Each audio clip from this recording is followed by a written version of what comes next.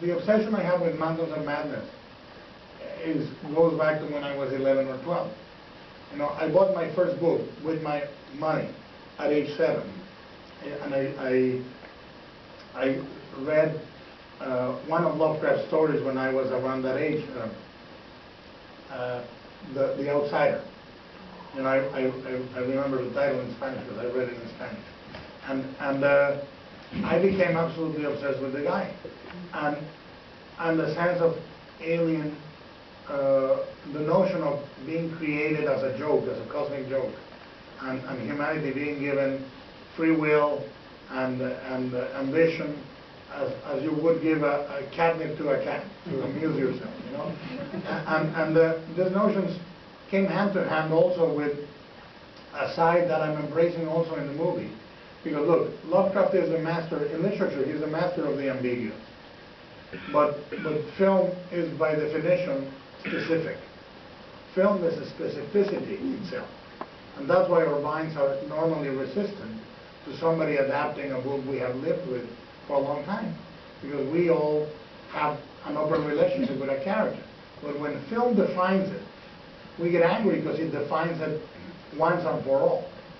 Once and for all, that's Frodo, or that's Mr. Darcy, or that's the Frankenstein monster. I mean, I think as many exceptions as may come and go, Karloff claimed that. Karloff claimed the creature of Frankenstein. He owns it.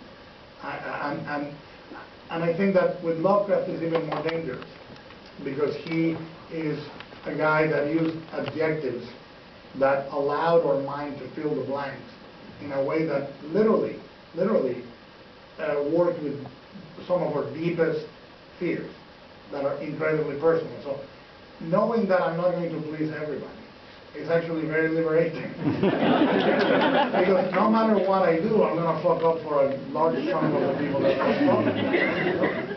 But the aspect I'm loving in the specificity, and I cannot tell you how we're going to do it, but I'm trying to find a way to show the creatures but not show them.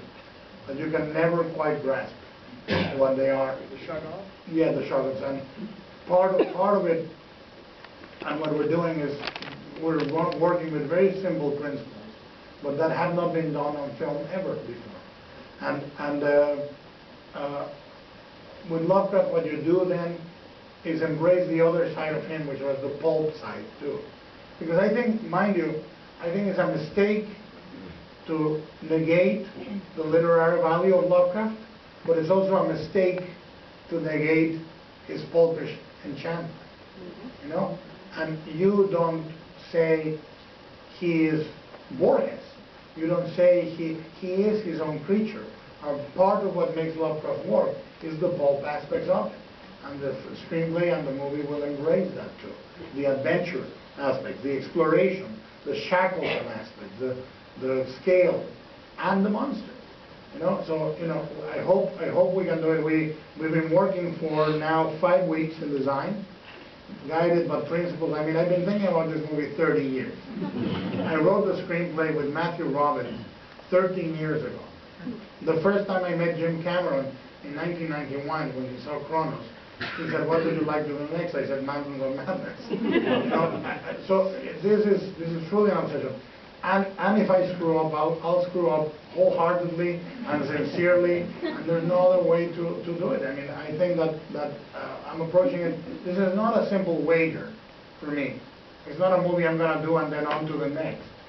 This is a landmark for me. You know, I'm putting all the chips I have gotten making films, and I'm betting in a single number. You know, and it's a very, very serious endeavor for me. I take my tentacles very seriously. I'm going to say, you said you're going to do something on film that hasn't been done before, yes. But something that's really intriguing to me is that you're really not a CGI person. You like organic stuff, so there's going to be an organic approach to that we haven't seen before? Both, because I tell you that the Shoggoths, trying to render the Shoggoths with a physical effect is madness, is foolishness. Is I know I am an ex-special effects technician. I know that the only way to render those creatures would be a silicone, and and silicone by definition is super heavy. So those creatures would be literally lumps, gigantic sculptures. But we are doing things that are interesting. Things that, by the way, some of them I learned in prepping The Hobbit. It's very funny, you know.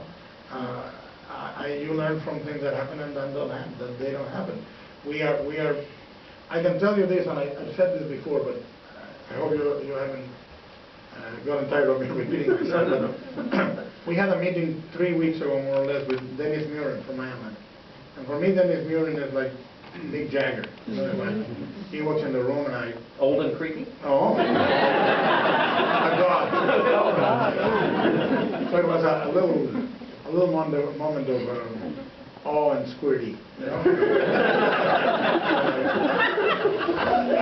And I never met Dennis Muren. I met Phil Tippett, but never Dennis Muren. And I showed him the designs, and I could see him getting super excited. And then he turned and said there was a studio person there, and he turned and said, "You realize no one has seen monsters like this before, ever." And I was like, please hire a sniper and shoot me right now. It's not going to get better than this. And what I mean, because some traits are very easy. I wish The Hobbit had been filmed. I wish it had gone, because then I would tell you, I did something. I'm not sure the design would stay that way, but I came up with a thing for smog that has never been done, ever. I know every dragon ever made that had never been done. I'm not sure the smog that will stay is that one, but when everything is said and done, you know, when the 3rd volume comes out and we meet again and the movie is out, I'll tell you if they did it or not, and I'll tell you what the trick was. And it's a very simple thing, but it's never been done before.